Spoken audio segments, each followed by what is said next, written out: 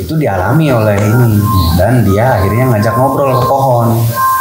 Ngajak ngobrol pohon. Ini pohon diajak ngobrol sama dia. Akhirnya saya pilih. Cara mencobanya gimana? Biasanya dari kedudukan rohaninya kan terlihat itu pemahamannya. Dari sholatnya pun khusyuk apa enggak itu kan. Nah, cara melihat sholat khusyuk gimana? Dalam sholat kan harus selalu ingat Allah. Iya. Ya. Ya kan nggak terlihat, Pak. Tapi semuanya kan membaca. Iya, tapi kan merasakan. Kalau ingat, kalau kita melayang, kalau ingat, kalau melayang kan ingat. Nah, Bapak bisa melihat orang sholatnya khusyuk atau tidak dari apa?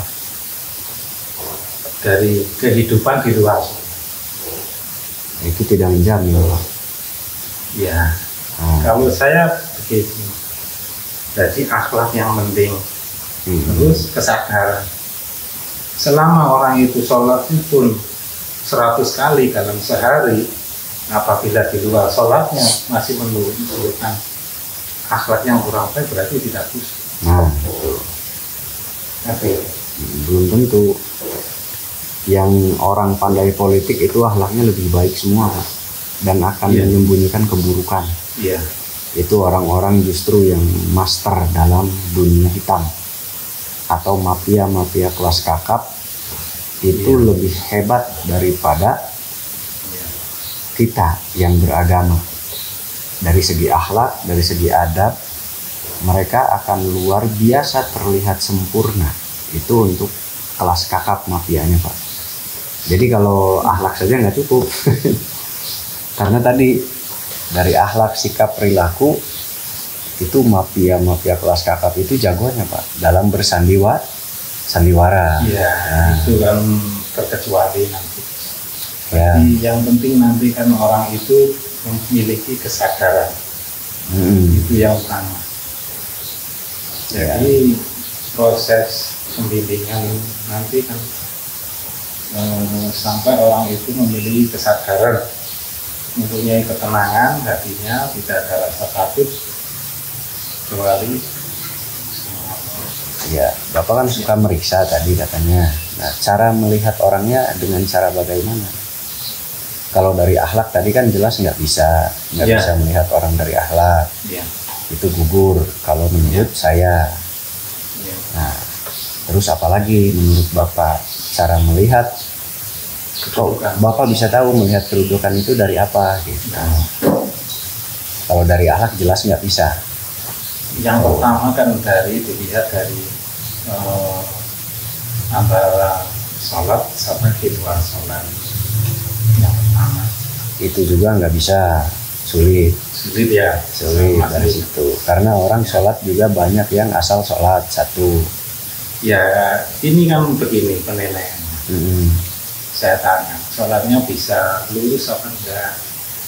Nggak bisa. Oh, Bapak menanya. Iya. Nggak bisa. Kalau bertanya, iya sangat mungkin. Ya, nggak bisa. Ya, itu nanti tak bimbing sampai itu lurus enggak. Ya, tinggal sedikit lah. Ya, alhamdulillah. Kalau bertanya sangat bisa, siapapun bisa melakukan itu. Nah, nanti pasti di luar situ kehidupannya mungkin masih ada amarah, ada sakit hati, itu pasti ada. Nah, tapi kalau nanti pikirnya itu sudah tauhidnya, cahaya-cahaya kesadaran itu masuk, nanti sudah bersih. Nah, saya membimbing tingkatan zikir dalam Islam, saya paham. Menurut Jawen, tingkatan-tingkatan itu juga saya memahami. Berarti pernah mondok di mana Bapaknya? Saya tidak pernah mondok. Tadi kok bisa paham tahapan Islam? Itu dengan ya tidak tahu, ya itulah. Nah, maksudnya tahu itu tingkatan Islam itu dari mana? Dari siapa, kabarnya? Biasanya orang itu tanya, langsung saya jawab. Oh gitu. Jadi tahu tahapan Islam dari? Ya dari dalam hati saya sendiri. Contohnya seperti apa? Nah, dari apa ya? Kan secara spiritual saya mengalami, saya cerita dulu ya, perjalanan rohani. Nah, waktu saya mau ke sini itu pertama kali saya mulai perjalanan rohani itu mendapat hidayah. Nah, itu perjalanan itu saya rencana mau ke sini konsultasi tapi tidak ada kesempatan. Nah, akhirnya saya jalani sendiri itu. Mulai sampai saya dibimbing sama wali-wali di sana yang sudah meninggal, itu sampai tingkatan yang tinggi. Bimbingnya dengan cara tingkat tinggi itu gimana? Dengan cara wejangan itu ngobrol biasanya, seperti ini. Iya, sebaiknya ada yang ngobrol kayak dikasih tahu kalau ini kalau itu sama orang-orang bersumpah itu. Tapi kan, bukan bacaan ya? Bukan. Tapi obrolan. Tadi saya ketemu itu wali yang di daerah saya, terus naik ke tingkat provinsi, terus tingkat wali 9, terus ada nabi. Maksudnya nabi. yang ngasih tahu Bapak maksudnya? Iya. Kok nabi itu gimana ngasih tahu? Ya apa ya? Ya dia kayak saya waktu itu kan saya nggak bisa mereka-reka kalau di alam kayak mimpi misalnya. Oh gitu. Gitu. Wali Songo ketemunya siapa? Semua. Ketemu itu di alam mimpi itu. Oh iya. Ya. Enggak, maksud saya Bapak belajar dari manusia itu dari mana aja gitu. Nggak ada. Berarti Bapak harus punya guru manusia, kalau nggak ada bahaya nantinya. Jadi saran saya itu ya makanya itu saya datang ke sini konsultasi kan begitu. Itu nggak baik kalau nggak ada guru manusia. Nah terus dari pesan-pesan yang dibawa itu kan baik gitu loh. Kayaknya mengarah kepada kebaikan, mengenalkan saya kepada yang punya nama Allah, menuju satu titik itu dan bergantung pada satu titik itu. Semua pesan-pesannya ke situ.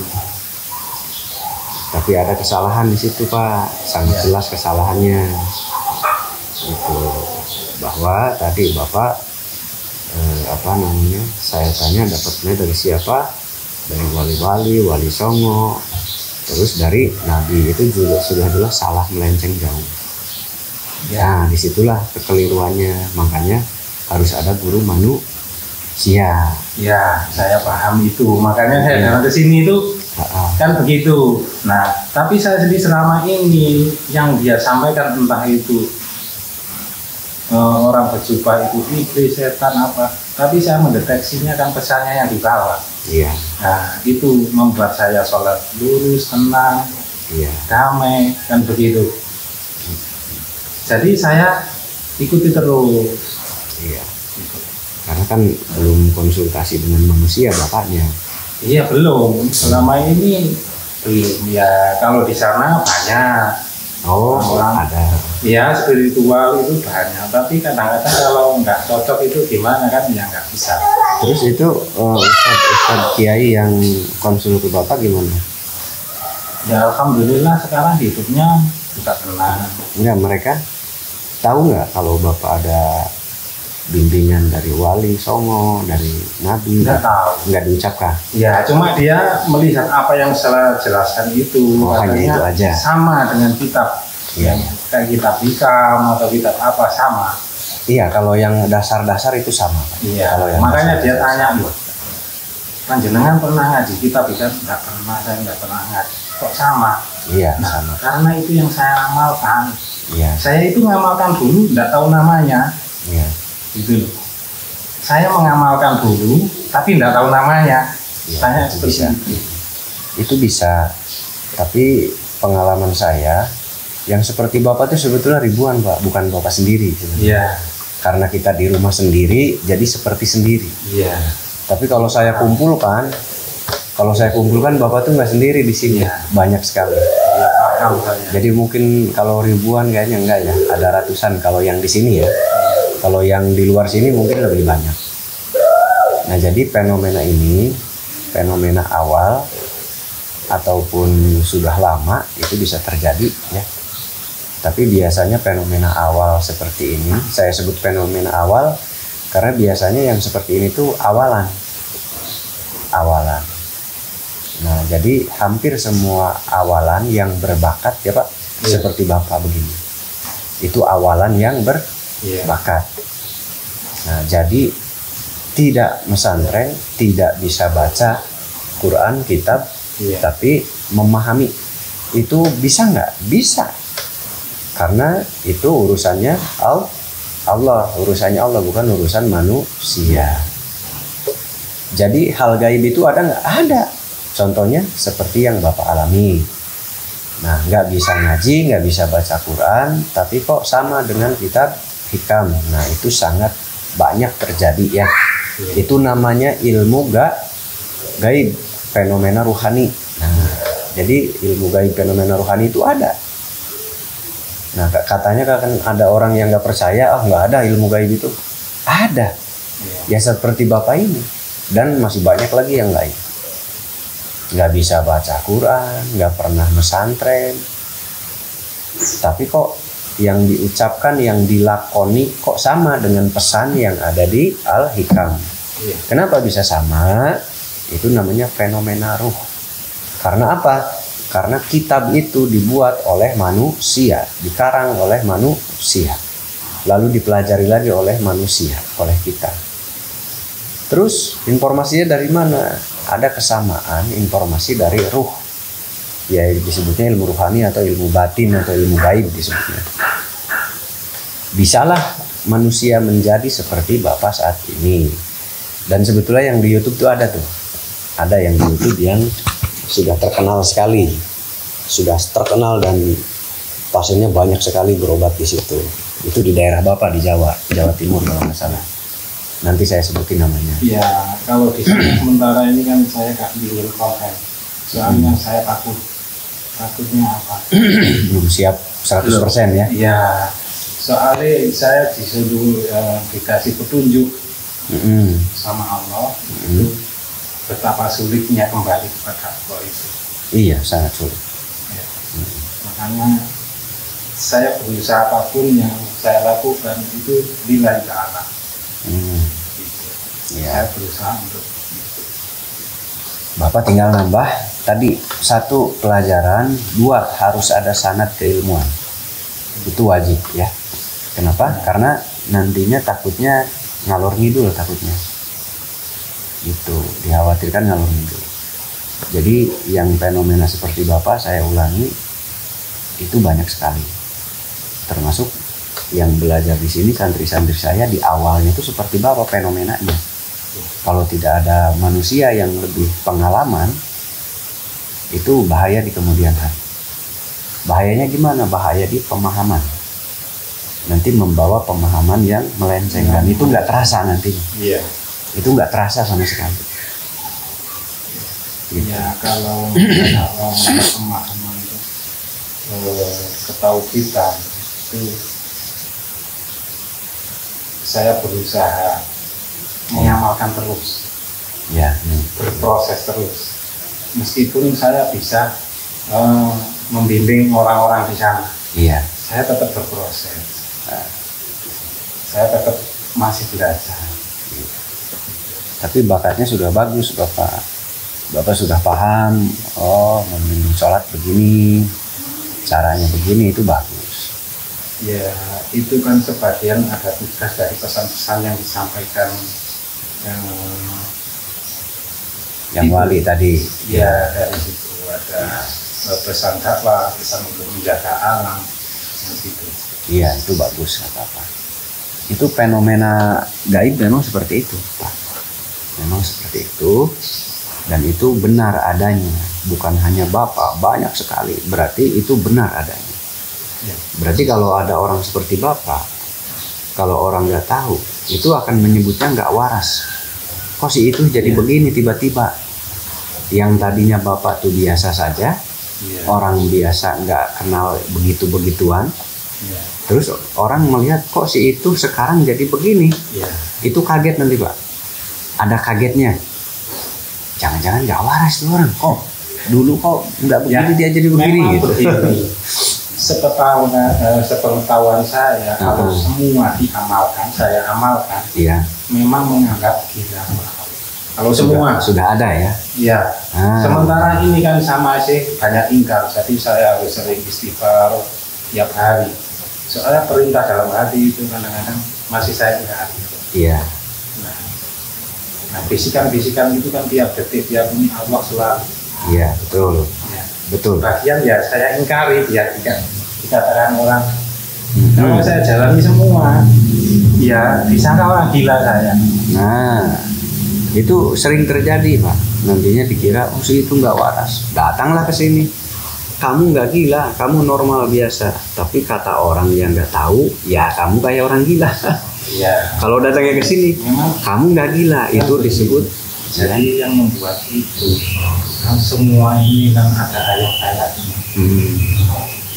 Ayat-ayat itu kalau dijalani, ya orang lain menganggap gila, padahal itu nggak gila. Padahal itu penuh kesadaran. Iya. Kepada Allah. Iya betul. Contohnya seperti ada makanan itu ya masih bisa dimakan. Iya. Allah merintah itu makan itu sia-sia mubazir. Ya, kalau gak diingkari ya dimakan. Iya. Kan gitu. Betul. Itu fenomena awalan namanya. Sama ini dulu sama begitu. Sama banyak sekali. Nah jadi kenapa saya sebut fenomena awalan? Karena sekarang ini udah enggak. Dan banyak lagi. Sayanya nggak lagi kumpul. Kalau kumpul bisa curhat sama bapak. Saya begini. Itu sama persis. Kan setiap saat, setiap detik kita itu kan selalu berpikir. Nah, gitu. Tingkatan pikirnya kan sudah nggak menyebut nama. Nah, sudah gitu. Merasakan. Di situ. Iya. Di situ. Jadi disebutnya fenomena awalan itu selalu ada suara dalam jiwa. Suara dalam jiwa itu nggak semua orang bisa, Pak. Nah, nggak semua orang bisa, hanya orang yang berbakat gitu.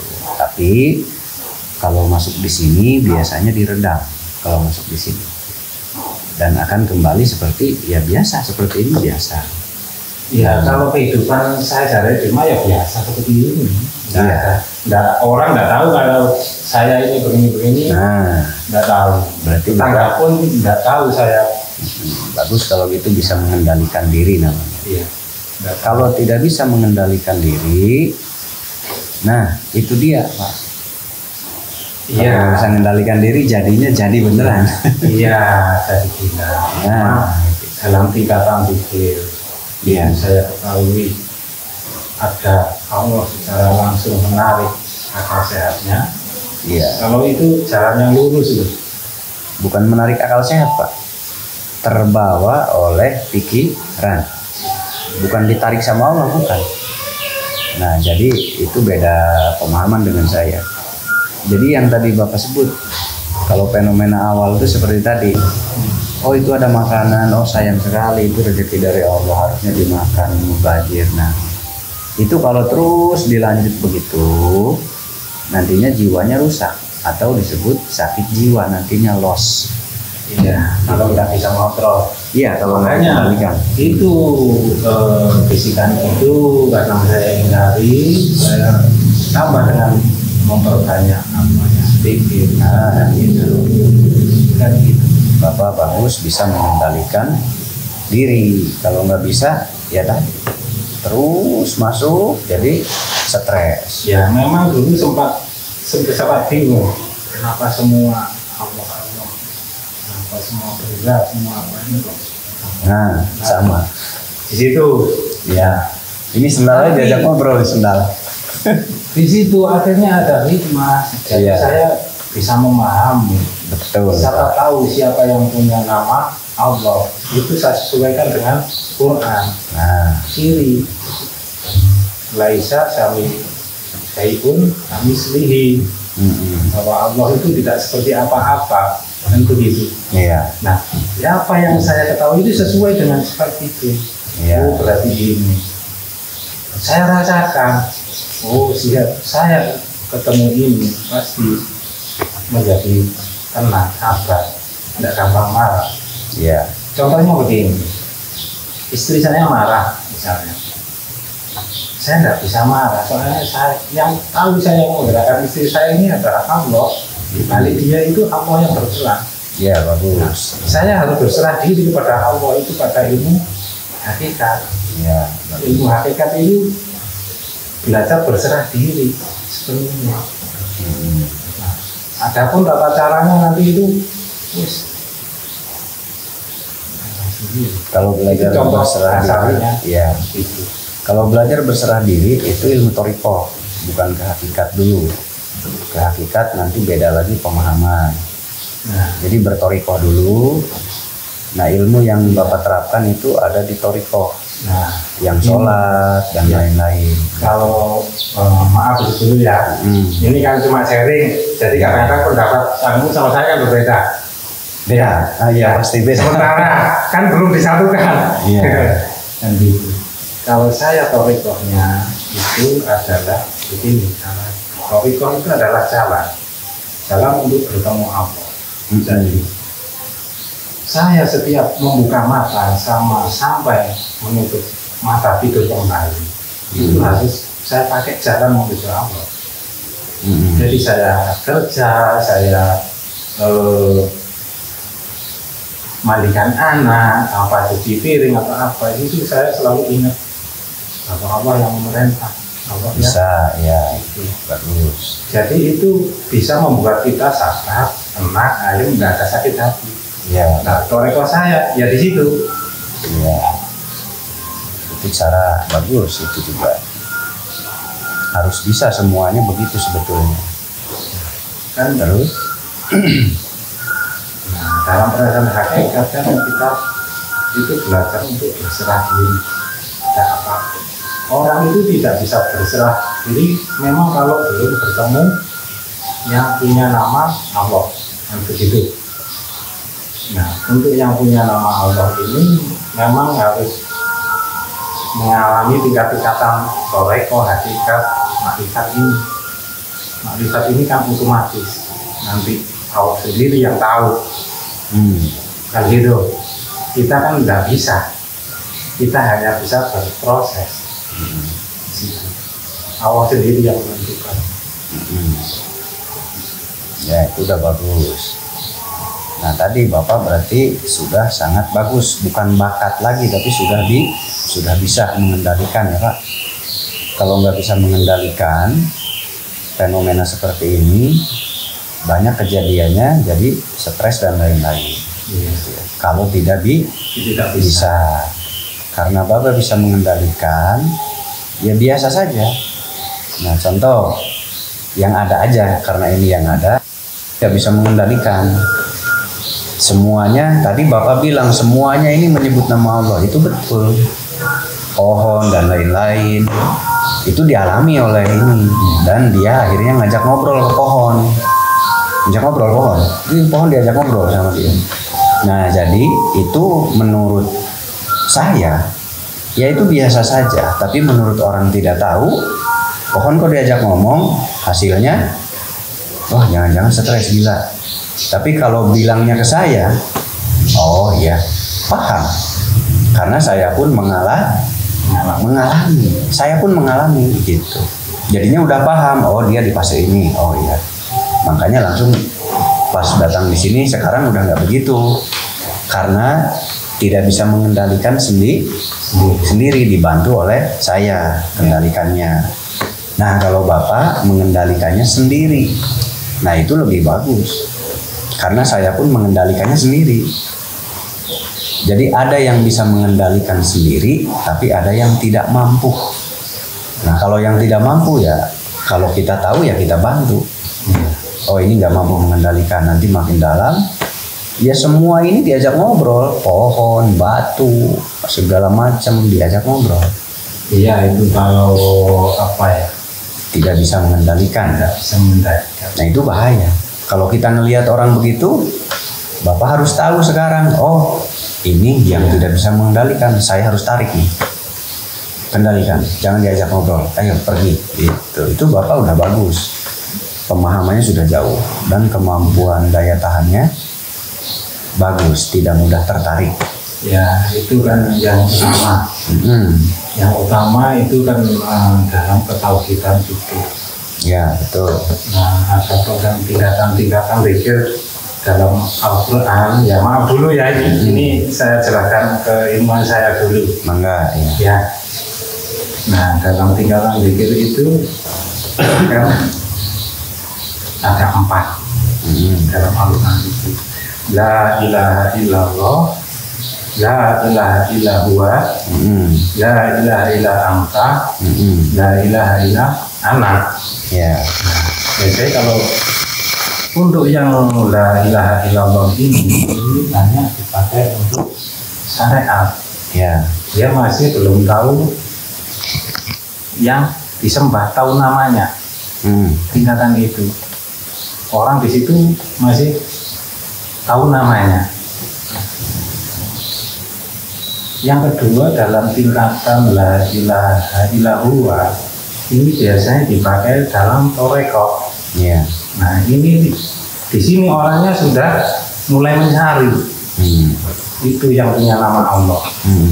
Maka dia bertoreko di sini, mulai mencari. Nah, yang ketiga di sini tingkatan di sini la ilaha illa anta. Ini orang ini tingkatan ini pada tingkatan hakikat sudah dekat, sudah ketemu begini ibaratnya sama yang punya nama. Kalau sudah ketemu begini kan kita harus berserah diri, tidak bisa yang nanti itu kan masih dua apa ya, dua dalam tingkatan zikir ya. Ada yang melihat dan masih ada yang dilihat. Yeah. Dalam tingkatan ini, hakikat ini, orang sudah mulai dekat. Nah, ini kalau tingkatan zikir ini diteruskan, otomatis nanti lama-lama Allah ini menarik ke ma'rifatullah, tingkatan la ilaha illa ana. Nah, la ilaha illa ana ini fungsinya apa? Bukan untuk mengakui diri kita Allah, tapi menyerahkan semua yang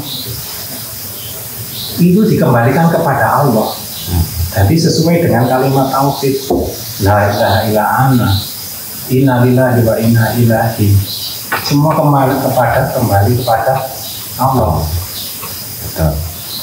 Jadi kalau semua yang kita lakukan dilakukan orang lain, dikembalikan kepada Allah, maka diri kita bersih dari sifat sombong, dia tidak mengaku-ngaku.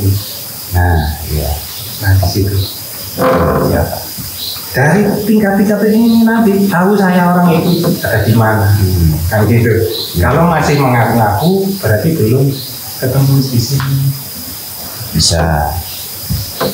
Seperti itu. Ya bisa. Itu namanya apa ya? Alat untuk referensi. Kalau bahasa gampangnya ya. Iya. Bahasa gampangnya itu alat untuk melacak. Jadi Bapak melacaknya pakai metode tadi. Iya. Oh, orang ini begini berarti begini. Iya. Kalau bahasa gampangnya. Itu kalau yang di Jawa itu ada tingkatan langit juga sama ada. Itu kan harus dilalui semua. Ya, tergantung tempat belajarnya. Ya. Ada itu namanya itu bahasa metode pelajaran. Kalau secara Islamnya kan secara apa ya, kami mi'raj lah, kembali kepada Allah. Ya, proses di situ. Itu bahasa pelajaran. Ya, sedikit-sedikit apa yang itu masih saya amalkan keilmuan di situ. Jadi masalah ketauhidan ya seperti itulah. Gitu. Alhamdulillah bagus itu. Masalah kelebihan. Nah, ini kan kelebihan ini kan kendaraan. Iya. Ya, menuju Allah. bukan kendaraan kita untuk yang ke dunia, bukan. Iya. Ya, Betul. Ya. masalah kendaraan ini, masalah pelatihan. Ya saya kan biasanya cukup dengan Allah, kan gitu. Terus dengan Allah. Nah kemarin-kemarin saya ini ada satu orang minta tolong itu kasus, tapi nggak kelar-kelar gitu loh. Iya. Nah tinggal sedikit, kenapa nggak kelar-kelar? Kenapa terlalu kuat sosok ini? Nah kalau menurut saya sendiri terus saja itu saya bisa selesai, tapi perlu kesabaran. Tapi yang sakit ini kadang-kadang nggak sabar, kan gitu. Jadi dia wis gak apa-apa wis.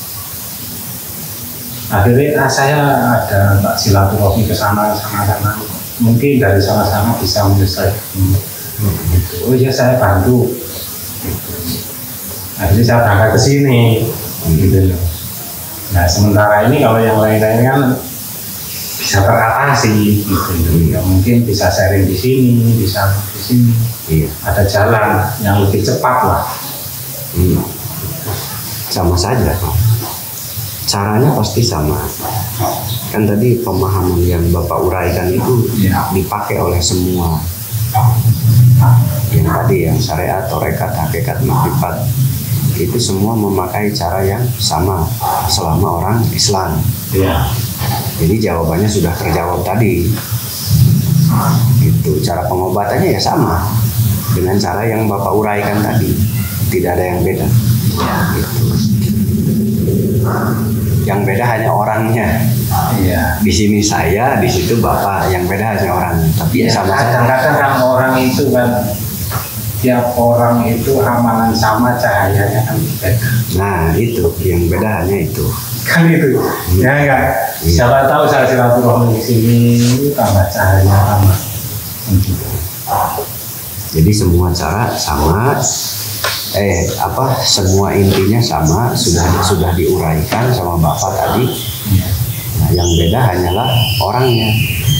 Di sini saya, di sana Bapak, di sana siapa, di sini siapa, gitu aja. Tapi pada dasarnya semua ilmunya sama saja. Gitu. Ya.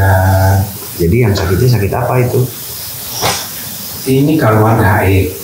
Nah gangguan gaib ini kalau kayak begini ini biasanya 7 kali itu sudah habis sembuh. Nah ini terlalu kuat. Saya minta bantuan peruqyah orang sana 3 orang itu semuanya pulang sakitnya sama kayak ini. Jadi saya benahi lagi orang malah tertular sama yang obatnya. Oh iya.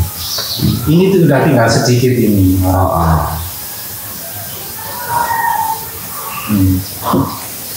Ini Ustadz juga. Sakitnya apa yang dirasakan beliaunya?